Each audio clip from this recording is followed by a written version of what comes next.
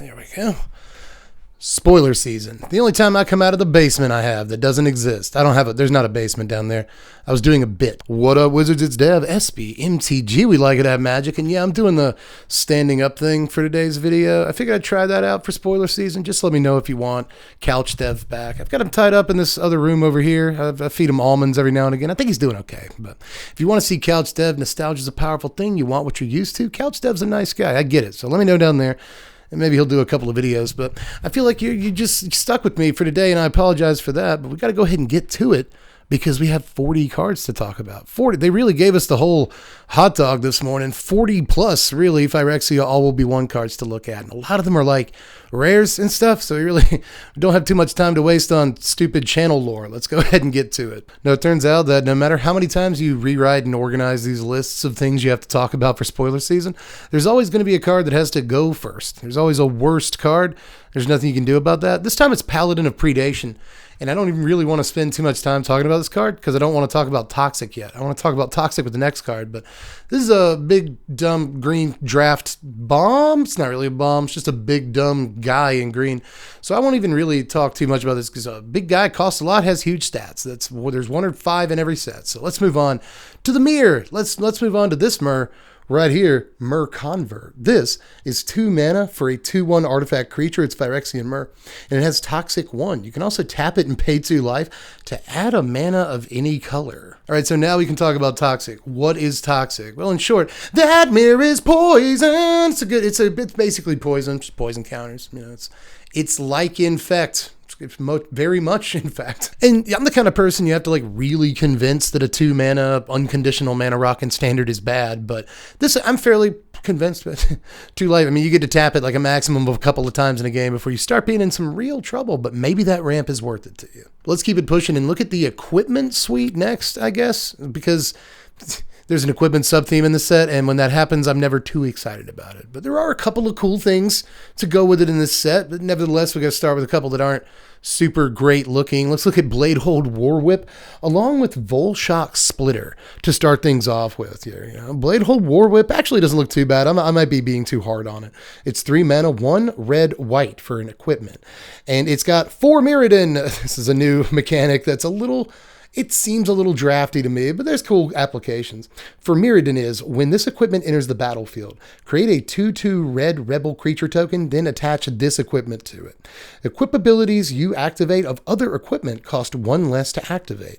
Equipped creature has double strike, and you can equip this for 3, a red and a white. I think in standard, at the very least, you're getting 3 mana, 2/2, double strike, leaving behind something. It's not terrible, but it's probably still not good enough to be playing in that format. Now let's move on to Volshock Splitter, which is probably worse. This is 4 mana, 3 and a red for an equipment that has 4 Mirrodin. An equipped creature gets +2/+0, and you can equip it for 2 and a red. So the equip cost is a little bit lower, but you're paying way too much to get a 2/2 out of your Bone Splitter, honestly. So just kind of a bad card. Probably worth playing in limited unless it's not. But onto that cool equipment stuff I promised you. We got Blade of Shared Souls and Kimba Ka Enduring. Now, Blade is 3 mana, 2 and a blue for an equipment that has 4 Mirrodin, and whenever it becomes attached to a creature, for as long as Blade of Shared Souls remains attached to it, you may have that creature become a copy of another target creature you control, and you equip this for only 2. So this doesn't bestow any sort of like attribute buffs or anything like that. It doesn't bestow any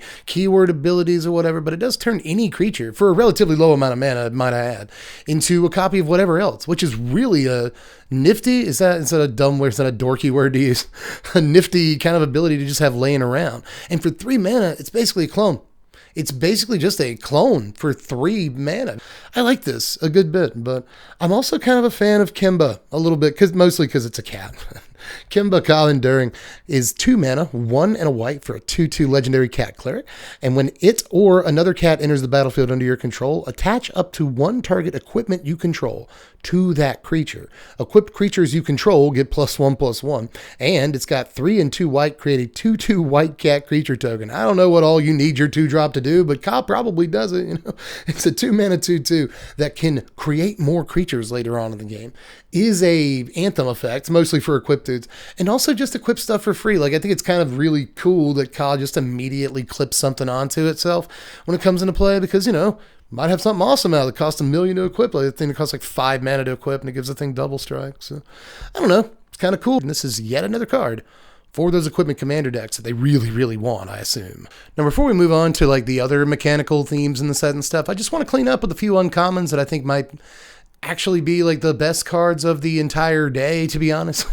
Some of these at least. So let's look at 3 uncommon pieces of removal I actually think you're going to be on the lookout for. These are some of the cards you'll see the most from this set, I bet. Namely, Sheoldred's Edict, Ossification, and Annex Sentry. Now, there's one on the page that I think is more powerful than the others, but let's talk. Sheoldred's Edict is 2 mana, 1 and a black for an instant. Choose one. Each opponent sacrifices a non-token creature. Each opponent sacrifices a creature token. Or each opponent sacrifices a planeswalker at instant speed. That is pretty good. I mean, 2 mana edicts are often instant speed. This is another upgraded Diabolic Edict, which is a card that people have played throughout Magic history. That's cool. And of course, the Planeswalker mode is on there too. That's pretty hot. So it's a great piece of removal. It really is. But let's move next to Annex Sentry. This is 3 mana, 2 and a white for a 1/4 artifact creature, Phyrexian Cleric, with Toxic 1. They're just slapping Toxic on stuff. And when it ETBs, exile target artifact or creature an opponent controls with mana value 3 or less until Annex Sentry leaves the battlefield. Sentry looks pretty good, man. I'm not sure if this is quite as good as Brutal Cathar, but this does hit artifacts. This has way more toughness than Brutal Cathar. Doesn't die to Lightning Strike or shock type effects and stuff. Does die to Cut Down the same way Brutal Cathar does. That might matter. Does not die to Go for the Throat, which I think does matter where Brutal Cathar does. So a lot of little ins and outs of this thing. It doesn't quite have the offensive punch that Brutal Cathar does. It might be the only toxic creature in your like mono white deck, so that's probably not good enough. It's just basically not there as an ability some of the time. So I'm not saying the card is incredible, but you always got to pay attention to these, Fiend Hunter, Banisher Priest type dudes in Deuterinos. So cool little guy here, but I think the best of these is Ossification. Yeah, Sheoldred's Edict is very good. I'm not taking anything away from the Sheoldred's Edict is very good, but Ossification, y'all, this is 2 mana, 1 and a white for an aura. Enchant a basic land you control. When Ossification enters the battlefield, exile target creature or planeswalker an opponent controls until Ossification leaves the battlefield. Give me like Chained to the Rocks vibes kind of a little bit, but 2 mana for this is a freaking steal. We don't get a whole lot of these that say like target permanent or target planeswalker or whatever, so great freaking card to have. Only 2 mana for any creature is amazing. It does force you to play basic lands in your deck, to which I say big deal. It's fine. It's a good looking card. Did you enjoy that removal? It's going to get rid of all of your favorite things for the next couple of years. So let's get back to the mechanics, because we got some other new cards to look at, and I love what they do. Don't you know that they're toxic? We're going to look at Slaughter Singer real quick, which I always want to call Slaughter Slinger, because that just seems to make more sense. But there's also Venerated Rot Priest and Bloated Contaminator. Slaughter Slinger is kind of the bread and butter uncommon of the toxic suite in the set. This is 2 mana, Selesnya colors, green and white, for a 2/2 Phyrexian Cleric with Toxic 2. Whenever another creature you control with Toxic attacks, it gets +1/+1 till end of turn. So makes all your toxic dudes a little bit more aggressive, and note that it makes them do more toxic damage too. Venerated Rod Priest is nuts. This is just a green mana for a 1/2 Phyrexian Druid with Toxic 1. Whenever a creature you control becomes the target of a spell, target opponent gets a poison counter. Like, what dude? That's dumb. Like, for 1 green mana, I mean, this is one of the things that the poison counter deck needed, right? Just a 1 mana creature that you have to kill. So that means that you won't have as much removal for the other stuff that you absolutely have to kill in the deck. Right? So you've got to kill this thing on site, and it'll probably cost you a poison counter to do so. Unless you have a sweeper in hand, you got to murk this thing as soon as you see it. It's got toxic as well, so oh my goodness. I gotta say, these green-white or just green-X toxic decks are like really getting a lot of kind of great looking pieces for standard, especially when you see what else they got. I mean, like, Bloated Contaminator looks great too. This is 3 mana. Listen up, y'all. 3 mana, 2 and a green for a 4/4 Phyrexian Beast with Trample and Toxic 1. Whenever Bloated Contaminator deals combat damage to a player, Proliferate. So that's it. That's the whole card. So in case you're waiting for a downside, I have to inform you that you're not going to get one. You're going to get literally nothing but upside on a 3 mana 4/4 in standard with the keyword ability that's really important, Trample. A keyword ability that's kind of important, Toxic. And a kind of ridiculous combat damage ability that it turns out is going to proc a lot because it has Trample. Right. So the only thing I will say about this is that you play this on turn 3, it's 4/4, and then on your opponent's turn 4, they play Shieldred, which is a 4/5. So it doesn't feel super great, but still a 3-mana 4/4, ridiculous upside, power creep, whoop whoop. White actually got a surprising amount of toxic stuff today. Like we got to see Skrelv, Defector Might, as well as his Hive, which is a neat looking card. But let's look at Skrelv first. This is just a single white mana for a 1/1 legendary artifact creature. It's a Phyrexian Might with Toxic 1. It cannot block. You can pay a Phyrexian white mana and tap it to choose a color. Another target creature you control gains Toxic 1 and Hexproof from that color until end of turn. It can't be blocked by creatures of that color this turn. That's... Whew, I really kind of downplayed Skrelv in favor of the Hive, but this is just Mother of Runes, kind of. Like a little bit kind of Mother of Runes for a life cost. And sometimes you don't have to pay the life cost. If you got an extra white mana laying around, it just kind of is some Mother of Runes that also gives the creature toxic. That's nuts. It's just a nuts. It's kind of a nuts card. I don't know. Like I have to put this card kind of as part of this section of the video this early because it's part of the toxic suite and stuff. And I wanted to get back to that mechanic and talk about the good cards from it. But I actually have the feeling this is like in the top 3 cards from the entire day. This card looks very, very annoying. But just as, or perhaps more annoying over here is Skrelv's Hive. This is 2 mana, 1 and a white for an enchantment. At the beginning of your upkeep, you lose a life and create a 1/1 colorless Phyrexian Might artifact creature token with Toxic 1, and this creature can't block. Corrupted, as long as an opponent has 3 or more poison counters, creatures you control with Toxic have lifelink. Critter Blossom, this is a sweet little card, isn't it? You know, I mean, it's one of the better Bitter Blossom variants that we've like ever seen. And yeah, the guy can't fly. Bitter Blossom tokens can block, blah, blah, blah, blah, blah. Bitter Blossom's a better card, whatever. But this at least makes like toxic dudes, which is kind of good. It's fun, if nothing else. It's a white creature factory every single turn, and I know they really would like if its creatures could block, but still. You're going on the offensive here, you know. The things have toxic, so it's possible that this is like an alternate win condition. You know, maybe in mono white decks, you have your Sanctuary Wardens and your other creatures and stuff that you eventually get through for combat damage, but if that game plan doesn't work, slap this down, and within a few turns, you know, you get 2-3 tokens cooking or whatever, and suddenly you're doing a lot of toxic damage in a turn. It only takes a couple of turns to finish them off with poison. So I could see this actually being a great card in Standard. I don't know that it slots directly into mono white, but I bet it tries a couple of copies. I bet it does. But up next, Malira. You know, I hear ya. We got the Living Cure here. This is a green-white card that is meant to be played against green-white decks. Green and white for a 3/3 legendary human scout. If you would get 1 or more poison counters, instead you get 1 poison counter and you can't get additional poison counters this turn. Exile Malira the Living Cure. Choose another target creature or artifact. When it's put into a graveyard this turn, return it to the battlefield under its owner's control. This is just kind of sick. It's Watch Wolf stats with massive upside. You know, if you get hit by a sweeper, or if you've got a very important creature on your side of the table that you really need to save, all you got to do is get rid of the Malira. Just get rid of the Malira, or an artifact for that matter. Like, let's say your opponent besieges a Phyrexian portal or something away. Just exile the Malira and your portal comes back.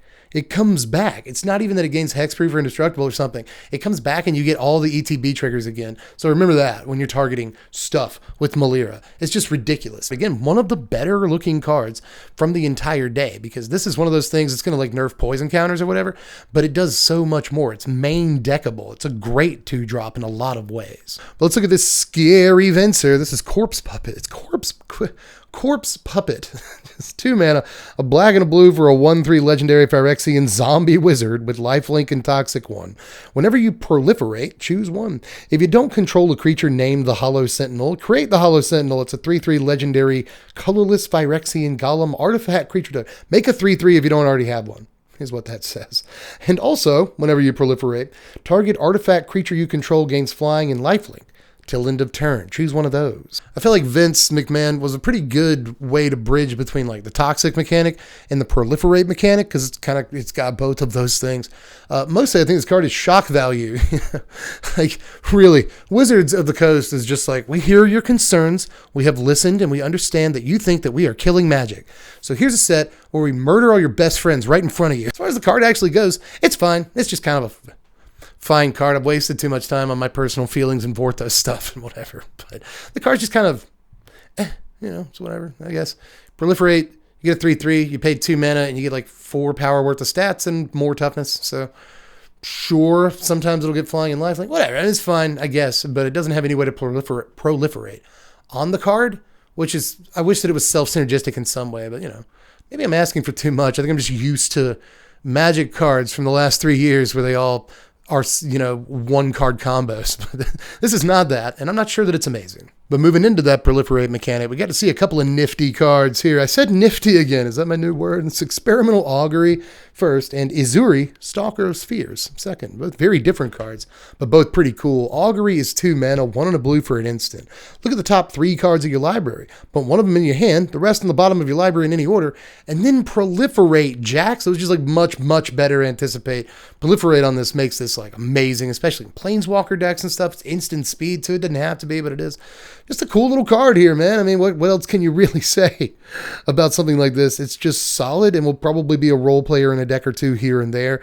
Now, Izuri, let's talk about this. This is 4 mana, 2, a green and a blue for a 3/3 Phyrexian Elf Warrior. It's a legendary. And whenever it enters the battlefield, you might pay 3 mana if you want to. If you do, proliferate twice. Whenever you proliferate, draw a card. I imagine if you're paying 7 mana in standard, you have at least like 5 other things I can think of off the top of my head that are probably better to pay 7 mana for. You know, if you pay 4 mana for the 3/3 and then proliferate the next turn or something, then suddenly you draw a card. You can get it going maybe, but I'm not seeing where it really fits. Like even in a proliferate deck, or maybe a deck full of planeswalkers that has proliferate stuff, right? I'm still not sure like that the card is extremely powerful, to be honest with you, but I do like the option to cast this and just draw 2. It seems like a solid thing. A body that draws 2 is almost always decent. Hey, but you know what goes good with proliferate? Them oil counters. That's right. The oil counters are a mechanic in this set. I think it's kind of silly. I think it's a silly, kind of dumb. I'm playing Magic the Gathering, and I'm like, put an oil counter on this guy. I don't know, it's kind of lame, but still. Oil counters have cool cards, at the very least. So let's look first at Norn's Wellspring, along with a couple of other cards here. We also got Vindictive Flamestoker and Urabrask's Forge. Now, Wellspring is 2 mana, 1 and a white for an artifact. Whenever a creature you control dies, scry 1, put an oil counter on Wellspring. You can pay 1, tap it, and remove 2 oil counters from it to draw a card. Yeah, I'd probably just rather have Weatherlight completed in most cases. Vindictive Flame Stoker, did I say thrower earlier? Anyway, Vindictive Bram Stoker is 1 red mana for a 1/2 Phyrexian wizard. Whenever you cast a non-creature spell, put an oil counter on Flamestoker. You can pay 6 and a red, sacrifice Flamestoker to discard your hand and draw 4 cards. This ability costs 1 less to activate for each oil counter on Flamestoker. I do tend to like 1-drops that do something great later on in the game to kind of pay you off for playing a 1-drops. But I will also say that the best versions of those like mid-game decent 1-drops also have stuff to do in the early game, and this kind of doesn't. Next, let's look at Urabrask's Forge here. This is 3 mana, 2 and a red for an artifact. At the beginning of combat on your turn, put an oil counter on Forge, then create an X1 red Phyrexian horror creature token with trample and haste, where X is the number of oil counters on Forge. Sacrifice the token at the beginning of the next end step. I think this card is actually kind of good. It can take over the game in just the matter of a couple of turns, you know? Like once it starts cranking out 3 power trample guys, 4 power trample guys, it's something your opponent really has to worry about. And if it's left unchecked for enough turns, it'll crank out like a 7 or 8 power dude, and like what does your opponent do? So I actually think this card is kind of very sweet in a lot of ways. Possibly it's a little bit of a sleeper because I haven't heard too many people talking about it. Maybe I'm wrong. Maybe it's all anyone's talking about, but I have not seen much talk around the town about Forge. But of all the cards in today's video, 40 plus cards, whatever, I think this is one of the bigger sleepers, again, from what I can tell. But there's 3 more oil counter cards to look at. We got kind of a lot of these today. Let's look at Monumental Facade, Archfiend of the Dross, and Mercurial Spell Dancer to finish these off here. Monumental Facade is a land. It's apparently a sphere. That's the type. It enters the battlefield with 2 oil counters on it. Now, you can tap it for a colorless, or you can tap it to basically give one of its oil counters to a creature or an artifact that you control. You can only activate this as a sorcery, but you don't have to pay anything to tap it or anything. Just during your turn, tap it, throw an oil counter around. You only get to do it twice. But, you know, after that, it sticks around as a land you can tap for mana, so that's kind of nice. So, cool little card here. Honestly, I think this is probably worth playing, especially in monocolor decks that care about oil counters and get away with having a few of these in. Archfiend of the Dross is 4 mana, 2 and 2 black for a 6/6 Phyrexian demon with flying, and it enters the battlefield with 4 oil counters on it. At the beginning of your upkeep, remove an oil counter from Archfiend. Then if it has no oil counters on it, you lose the game. Whenever a creature an opponent controls dies, its controller loses 2 life. So that's a really nice little piece of text at the end of the card. And a 4 mana 6/6 flying is a pretty good deal, you know, on rate. It's pretty incredible, but it also says you lose the game on it, which I don't like. I think that's probably bad for the card to do that, so I don't like it. Spell Dancer, on the other hand, I kind of like a little bit, but not as much as I should probably. This is 2 mana, 1 and a blue for a 2/1 Phyrexian Rogue that cannot be blocked. Whenever you cast a non-creature spell, put an oil counter on Spell Dancer. Mercurial Spell Dancer deals combat damage to a player. You may remove 2 oil counters from it. If you do, when you cast your next instant or sorcery spell this turn, copy the spell, choose new targets for the copy. So this is 2 mana for a 2/1 unblockable, which is my favorite thing about the card. Also, gets oil counters when you cast non-creature spells or instants and sorceries or whatever. So that also not too bad. So yeah, it's non-creature spell. I had to double check myself, but you know, I kind of like that text a little bit, but ultimately you're going to have to remove 2 counters from it in order to copy a spell. Well, you have to have a spell in the first place that you want to copy or that you can copy. Not every instant and sorcery you really want to copy in the first place. Not every instant and sorcery draws cards or is removal. So there's that. But you have to have a spell in your hand that you want to cast. You have to have the mana to cast it. So there's all of that. Sometimes the card's going to be almost completely dry. It doesn't actually do anything when you think about it. When you cast instants or sorceries, when you cast non-creatures, it just gets oil counters. It doesn't prowess or anything. And I really think that does suck, especially when there's already like a mono blue and a blue red like spells deck in the format that is kind of already using its spell slots, or its creature slots rather, exactly the way that it wants to. You have to be very, very good to actually make it into that deck. And I'm not sure that this creature is, you know, and maybe in best of one, it just gets eaten up by like In the Festivities and similar cards and stuff like that. But I'm not sold if you can't tell, but I do like the card's haircut. I think overall, a 2 mana, 2 power unblockable thing is a card that I'm going to get behind almost no matter what it does, and everything else is just extra gravy, and the gravy's pretty delicious, so it's not bad. All right, now we're into the stuff that I could not really categorize very well, and some of it's good and some of it's not. So let's look at the stuff that's kind of not sort of to start this section of the video off. We're turning the corner though. We're almost there. Let's look first at the Seed Core. Apparently that's a card. I'm into Cottage Core, Farm Core, Seed Core. We also have Encroaching Mycosynth and Conduit of Worlds. Don't get me wrong though, the Seed Core is neat. This is a land, it's a sphere too. You can tap it for colorless. You can also tap it to add a mana of any color. Spend this mana only to cast Phyrexian creature spells, so no, you cannot cast completed planeswalkers with this thing. That kind of sucks. Corrupted, tap. Target creature or target 1/1 creature gets +2/+1 till end of turn. Activate only if an opponent has 3 or more poison counters. So it goes directly into the poison counters decks. All the toxic decks in Standard probably want this because they're all casting Phyrexian creature spells. You can make 4 or 5 color decks with this thing. It's nice to have a thing like this, and note that it doesn't like cost you life or any extra resources or anything to make mana of any color. Just, yeah, automatic 4 of in a lot of decks. Well, I say a lot of decks, but it's really just like 1 or 2 decks, but they're fun decks. But let's move on to Encroaching Mycosynth. This is the card a lot of people have been waiting their whole lives for. It's 4 mana, 3 and a blue for an artifact. Non-land permanents you control are artifacts in addition to their other types. Neat. The same is true for permanent spells you control and non-land permanent cards you own that aren't on the battlefield. Ooh, like that's... Ooh, again, how many people have wanted this forever? Combine this with Titania's Song or whatever, but there's way more evil stuff that can be done. A lot of people are already talking about this bad boy, so I'm not going to add too much to the conversation other than to say, like, it's sure fun looking, but aside from fun looking, I'm not sure what else it actually does. Like, maybe there's commander shenanigans. I'm not sure this actually does the things in other formats that people are insisting it's going to do, right? So there's a lot of fun little neat, cool little oh, you know, if this thing's an artifact and it's in your library, it wins you the game. Like, oh, really? That's neat. How much does it cost? 50 mana. Oh, okay. Well, it's not going to do that, but still, it's a cool little card. I don't want to do nothing on turn 4, but if you do, you knock yourself out. You probably win the game in some cool, funky ways. It's just that it's 4 mana for what exactly? You tell me in the comments section. But anyway, let's move on to another 4 mana card that you could I guess you could say does nothing on turn 4, so it has to be in this section. This is Conduit of Worlds. It's 2 and 2 green for an artifact. You may play land cards from your graveyard. Hey, Crucible of Worlds.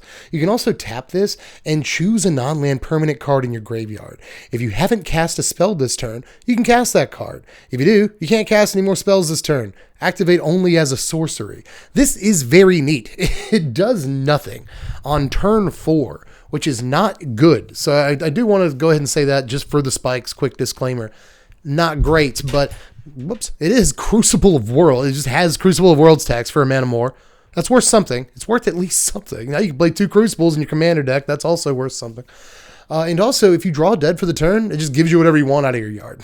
It's amazing. And you don't even have to draw dead. You can still draw something and be like, well, I'd much rather play this thing in my yard. I don't care that I can't play anything else. Who cares? So this card is actually kind of sick looking when you get it online, but it costs you basically a whole turn to get it online. It doesn't actually protect you in any way. It's not like a body on the board or anything like that. So I don't love it, but I also kind of do. In the arena age, I like pretty much any card that makes a dead draw or a land draw into an actual card. I like those. I like cards like that. And in this case, you still get to play your land too. So that's, you play a land off the top and you get a card out of your library or out of your graveyard. So I don't know. I like this card. I really do, but I can't in good conscience call the card good, which also sounds weird. It sounds like I'm saying like, I can't call Crucible of Worlds good. And like, obviously Crucible is good. So this is good on some axes, right? Like again, in Commander, it's amazing. If there's like a lands deck in Standard that wants something like this, it's probably good, but niche applications. And even then, 4 mana is a lot. Like 4 mana is so much. So I need to be convinced. But let's look at the Twilights from today. We got to see both Breaking Dawn, and I'm not going to do that. Let's look at White Sun's Twilight and Black Sun's Twilight. Now, White Sun's Twilight is 2 white mana and X for a sorcery. You gain X life. Create X 1/1 colorless Phyrexian Might artifact creature tokens with Toxic 1, and the creature can't block. So those are just a thing in this environment. Now, if X is 5 or more here, you destroy all other creatures. So if you pay 7 mana for this, you get, 5 life, you get 5 dudes, and they all have Toxic. So just within 2 turns, unanswered, they'll kill your opponent if they have no other, poison counters. So I actually kind of quite like this. I'm not sure that it's very good when played for X equals less than 5, and that means that you really want to be spending 7 mana on it, in which case, is the card actually that good? But it does have a versatility. If you've only got 4 mana to spend on it, hey, I get 2 guys, They can't block, but you get 2 guys. It could be worse. So board in a box after a sweeper. Your opponent hits depopulate, you drop a land, get 3 guys, whatever. Could be worse, But in other matchups and stuff, like if you are again playing mono white or something like that, then you can depopulate early and then later on hit this, get 5 dudes and just kill them in a couple of turns. Or even if they drop blockers, you can still kill them by attacking aggressively over the course of like 3 or 4 turns. So just kind of a neat card that I don't hate. I really don't, but we'll move on to Black Sun's Twilight. This is X and a black for an instant. Up to 1 target creature gets -X till end of turn. If X is 5 or more, return a creature card with mana value X or less from your graveyard to the battlefield tap. Delicious. That's good. This is 6 mana for kill that guy, Reanimator spell. Now, you can't get back like a Titan of Industry for that much mana, but it's worth noting that you can eventually get back Titan of Industry. You want to spend 8 mana on this card, you can get back a Titan, and it's not unheard of. It's really not. So it's a lot of mana to spend, but whatever. In the meantime, this can take out, an X2 for 3 mana. Could be worse. It's still a removal spell if you absolutely need a removal spell right now and you have no other options. So that's worth looking at from that direction. But once you do have enough mana, then suddenly kill your best guy, get back my best guy. It's just like game winning. The card is ridiculous. I like it. Let's move on to Jace. Let's just talk about Jace. We saw Jace today, and I'm going to go ahead and rip this Band-Aid off. He's not great. Let's look at Jace. Everybody, the Perfected Mind. What does the Perfected Mind do? Turns out it just mills. This is 4 mana. 2 a blue and a completed mana. So really it's a 3 mana planeswalker when you want to look at it that way. With 5 loyalty, naturally, or 3 if you complete it. We're +1. Until your next turn, up to 1 target creature gets -3, -0. -2. Target player mills 3 cards. Then if a graveyard has 20 or more cards in it, you draw 3 cards. Otherwise, you draw 1 card. -X. Target player mills 3 times X cards. So it's pretty lame. It's not as oppressive as some of the Jaces that we've seen before, but I'll say that there's been a lot of people just poo-pooing all over the Jace today, but I don't absolutely hate it. On turn 3, it's probably going to tick up to 4 and completely invalidate an attacking creature, probably your opponent's best creature on curve. So that's not bad. It's going to be really hard to kill that turn. Then the next turn, it can either keep ticking up and protecting itself and you for that matter, and just keep getting more and more loyalty that way. That's not bad. Or, it can minus and draw you at least 1 card. Later on in the game, if you slap this down, on turn like 7 or 8, or a little bit later, it's deadlocked, you top deck it on turn 12 or whatever, this will just draw you 3. Like it's entirely possible this card draws you 3 cards with its minus ability. And that's so many cards, but no matter what, it's going to draw you at least the 1 card. You can slap this down on turn 3 and immediately put it on 1, I think, and draw a card. So it's a mode that it has. Now, as far as the ultimate goes, you complete this, then you can, mill 9 immediately. If you don't complete it, you're milling 15 immediately, which is nothing to sneeze at. If you do play this on turn 3, ticket, keep that guy from swinging into it or whatever. Keep that guy from swinging into you, for that matter. And then the next turn, you do the same thing and get it up to 5, 6 loyalty or something like that. Then, suddenly it's milling like 24 cards. Which is kind of a lot. It's 18 cards, That's pretty nuts. So I think that it's not like the worst card in the world. And I think it's an interesting little planeswalker for like control decks and stuff. Great with Proliferate too, because, if you can get extra loyalty on this by proliferating and suddenly it's got, 10 loyalty counters, mill 30 is pretty sick, but it's going to be tough to get it there. One thing I do like is the versatility. I like obviously the completed mana and all that. I like that sometimes it can draw you 3, sometimes it can draw you the 1 card, sometimes it can come down, tick up, and keep that guy from attacking. So there's just like so much it does, but I'm not sure that it's really like the kind of threat or powerhouse that's going to make too many slots in too many decks, to be honest. But 3-mana planeswalkers you always have to look at, especially 3-mana planeswalkers that tick up to 4 while protecting themselves. There's really not a whole lot of that. So maybe this is a better planeswalker than we're all judging it by, but obviously I think a lot of us wanted more, and a lot of us are happy that it wasn't more. Next up, we got Phyrexian Arena. Hey, look, Phyrexian Arena's back. I've been talking about maybe we should just reprint this because it wouldn't be that bad. In Standard, it really wouldn't be that big of a deal in Standard. And I stick by that. I just don't. Yet another black 3-drop from yesteryear that everyone's going to go crazy about because they're reprinting it, and it turns out it's not going to affect Standard that much. A la Liliana of the Veil, So I just, it's Phyrexian Arena. It's whatever, It's a bold take, I know. But drawing an extra card every turn is great. Skipping your turn 3 in the current Standard and then losing life on the next turn to draw that extra card is not great. So I just ended up in a Shieldred Standard where drawing extra cards effectively, and it's going to cost you 3 life to draw that extra card every turn. So I don't know. Maybe Arena's just poised not to be the best card in the world right now. And even if they end up banning Shieldred or something in the near future, it's probably still just going to be fine. It's just a fine card. I look at this as a Commander reprint more than anything. So let's move on. I know you'd think I would spend all day on Phyrexian Arena and be like, Phyrexian Arena's back in the bump. No, not really. It's fine. It's fine. It's a fine card, I guess. But we'll move on to Geth. Let's look at a string, really, of Phyrexian legendary dudes. Some of them are great, some of them not super great. So let's start that train by looking at Geth. This is 3 mana, 1 and 2 black for a 3/4 legendary Phyrexian zombie. Other creatures you control get -1/-1. Why would you do that, Geth? You can pay 1, 2 black and tap it to return a creature card from your graveyard to the battlefield. It gains if this creature would leave the battlefield. Exile it instead of putting it anywhere else. You can activate this only as a sorcery. So activate it only as a sorcery, exile it, leave the battlefield. Not if it would die, leave the battlefield. That's kind of lame. It's just cost a lot of mana to activate the ability, and -1/-1's all of your guys. Just kind of not great. 3 mana, 3/4 is kind of okay on stats, but otherwise, unless you're building a whole nasty little commander deck around the guy, he's not really that great. It keeps you from playing any X1, so just whatever. So we'll move on to a guy that's a little bit more my style. This is Graz, Unstoppable Juggernaut. 8 mana for a legendary Juggernaut. It's a 7/5. Juggernauts you control attack each combat of Fable. Juggernauts you control can't be blocked by walls.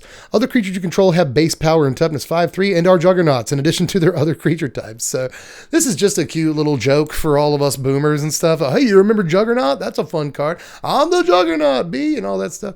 The memes. It was a good. We all used to love Juggernaut because there really weren't a whole lot of 4-power or 5-power 4-mana creatures back in the day. So, you know, it's a good little guy, good little dude. But this is just a meme. You know, 8 mana is way too much. Forces all of your dudes to attack every single turn. It's like, you know, it's not super great, but a fun dude, definitely. But now we're getting into some bangers. Here's Ovika Enigma Goliath. This is 7 mana, 5, a blue and a red for a 6/6 legendary Phyrexian Nightmare with flying. And here's the cool part. It has ward 3 and pay 3 life. So your opponent really has to pay in numerous ways to take this thing out. And they're going to want to because it has, whenever you cast a non-creature spell, create X 1/1 red Phyrexian Goblin creature tokens where X is the mana value of that spell. They in haste until end of turn. Just kind of yikes, you know? Like if you have to untap with this on the table, but Wizards tried to make sure that you do untap with it on the table. Right? They made it ward 3, pay 3 life. I mean, if your opponent has the removal spell and this much mana, it's worth this point in the game, they probably will just fire off their removal spell or whatever. But it's still, they're going to pay for it. They're not going to do anything else that turn, and it's going to cost them some life. If you do untap with it on the table, however, then suddenly it just gives you like, I don't know, 3 to 5 goblins a turn, something like that. Like if you have a reanimator deck and you reanimate this, you untap with it, and then next turn, play like a 5-mana reanimation spell to reanimate something else. Then suddenly it gives you 5 dudes that can attack that turn. It seems pretty good to me. It also doesn't die to burn down the house, which I think is neat in your own blue-red decks and stuff. You kind of want creatures like that. So cool dude. I'm not sure where it goes or what it does. 7 mana is way too much or whatever. So it's just probably mostly for fun, but this is my kind of fun. We also saw Glissa Sunslayer today, y'all. This is 3 mana, 1, a black, and a green for a 3/3 legendary Phyrexian zombie elf. Ouch. First strike and death touch on this pretty good combo. Whenever Glissa Sunslayer deals combat damage to a player, choose 1. You draw a card, you lose a life. Or destroy target enchantment. Or remove up to 3 poison or counters, just 3 counters from target permanents. So you can't remove poison counters. I was about to say that, but what you can do is take counters off of planeswalkers. And that's pretty good. You can also remove +1/+1 counters, shield counters. That might be some sort of relevant. I keep doing that. I keep just banging into the cord for the microphone.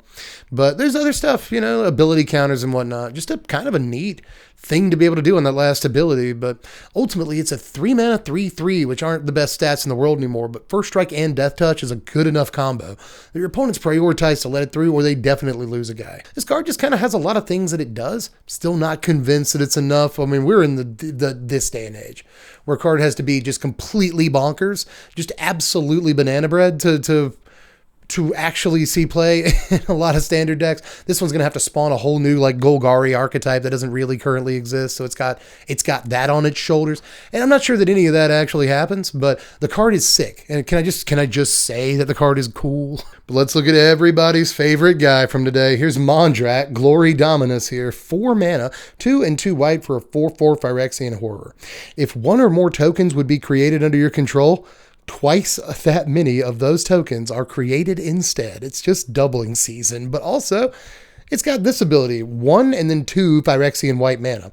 Sacrifice 2 other artifacts and or creatures to put an indestructible counter on Mondrak. Sacrificing 2 things is kind of tough, but oh yeah, it doubles the amount of tokens that you have, so it shouldn't be too hard to find 2 things, right? It also shouldn't be too hard to find 2 white mana laying around, but if you don't have 3 mana on hand at the time, which is totally possible, maybe you cast this on turn 5 after playing your 5th land, you're ready for the sweeper, you know, if your opponent wants to cast Depopulate or something else, a Wrath effect, and all you gotta do is pay 1 for life, sacrifice 2 things that are gonna die anyway, sticks around. So this is like, you know, a doubling season, Anointed Procession or something like that, that has indestructible, provided that you have the life, the resources to do it, you know. You can just keep this. Is that just nuts to anybody else? You know? I mean, a 4 mana 4/4 isn't what it used to be, but the fact that you can put an indestructible counter on it, which by the way, super interesting. It's like a version of Regenerate, I guess, but you can put an indestructible counter on it just at the end of your opponent's turn. Even if it's not getting a removal spell pointed at it currently or anything, you can just, oh, I got nothing better to do with my mana. I can sacrifice these 2 guys. I want them in the graveyard anyway. They'll pop off like triggers or whatever, you know? So I might as well like sacrifice these 2 dudes, pay some mana, put an indestructible counter on it, bank it for later or whatever. And that's a nuts thing to be able to do. It doesn't gain indestructible till another turn. It gets a counter. And you can proliferate that counter. That's nuts. So like, Just so freaking good, and it's amazing with so many things we already have in standard, but it's especially good with things like, Critter Blossom, like we saw earlier, Skrelv's Hive or whatever, just makes 2 dudes every turn. That seems pretty good. Just a bunch of stuff. We've all know how good this line of text is from experience. So there is one more card from today. We actually made it to the finish line, everybody. Give yourself a pat on the back. We did it. I'm hot. It's hot in this room. And it might be the most powerful card of the day. It's entirely possible. But it's also another 7 mana thing. Everything costs 7 mana. I apologize for that. But let's look at Atraxa. It's Atraxa Grand Unifier right here. This costs 3, a green, a white, a blue, and a black. So like everything but red color-wise. To cast the 7 mana legendary Phyrexian Angel, it's a 7/7 flying, vigilance, death touch, and lifelink. But that's not all. When Atraxa enters the battlefield, reveal the top 10 cards of your library. For each card type, you may put 1 card of that type into your hand. Put the rest on the bottom of your library in any order. There's a fun Easter egg here, by the way, where it says the card types are artifact, creature, enchantment, instant, land, planeswalker, sorcery, and battle. So tribal, by the way, missing from that list, but battle, completely entirely new thing. So like when you get it into play, no matter how you got it into play, blinked it, whatever. Unless I'm just getting mistranslated, let me know in the comment section. That would be a big difference. But it appears as though no matter how you get this into play, it's going to draw you like 3 cards. Like pretty much guaranteed. And it's a 7/7 every keyword ability that your opponent has to deal with, or suddenly it swings the game 14 life points per turn. With Vigilance, they can't Wandering Emperor. Just unbelievable freaking stats and keyword abilities on the thing. And it's not too hard to reanimate it. It really isn't. So this is my new gotta reanimated target. Even if they do take it out somehow with a removal spell, again, it still puts you up like a million cards. It feels like a better version of Tiamat. It can draw you, like land, creature, instant sorcery, planeswalker, like 5 cards. It's entirely possible. Sometimes it'll draw another copy of itself. So like if your opponent, it looks at 10 cards. So if you have 4 of these in your reanimator deck or whatever, yeah, your opponent can kill the one that you just reanimated, but you just drew another one. They're going to have to deal with that one later or whatever. So just goodness gracious. The card does look incredible to me just based on what we know about the translation right now. And I can't wait. I just cannot wait. I know there's so many things that mess around in graveyards in standard right now that reanimator's not super worth looking at doing. But now that we have this, Portal to Phyrexia and a bunch of others, Titan of Industry, like I think it's worth putting one together. I mean, you land this on turn 4, it's pretty much guaranteed that, not if you don't win the game, you at least finish the game with a bunch of amazing cards in your hands. So this can draw you 3 super easily. So I'm excited about it. If you can't tell, I'm extremely excited about this card and I want to play with it. But we just did a quick reload of Mythic Spoiler, making sure they're not sneaking anything in the midnight hour. And I think that we are officially actually done. Congratulations, everybody. We made it here together. We're all a little bit more haggard and wiser than we were at the beginning of the video. Thanks for sticking around for all of that. And remember to tell me in the comment section if you'd rather have Couch Dev back for all of this. I don't mind doing it, but if you'd rather have him, whatever. But still, really important. Let me know how you felt about all the takes, how we ranked the cards, what I felt about everything, whatever. How do you feel? What are your favorite cards from today, and what are you waiting to play with? How you feel about the set so far and all that. So let me know down there. Let's put our heads together, get a discussion started. But aside from that, I really got to get out of here because the video's runtime is about 3 hours at this point. So I love you all. Make sure you subscribe if you haven't done so yet for more spoiler content this season. Like the video if you haven't done it yet. Helps more than you can imagine. And if you really want to help out, link to Patreon in the description. $1 a month is all I ask, and you can vote on what content we do once we get to Phyrexia standard. But that's all the self-promotion I can stomach after standing up for 2.5 hours or so to record this. Yeah, 2.5 hours to record this video. So, yeah, again, if you want to pay off that hard work, links in the description. Love you all. I'm Dev from The Place. Thanks for watching, Wizards. Spread love and be kind.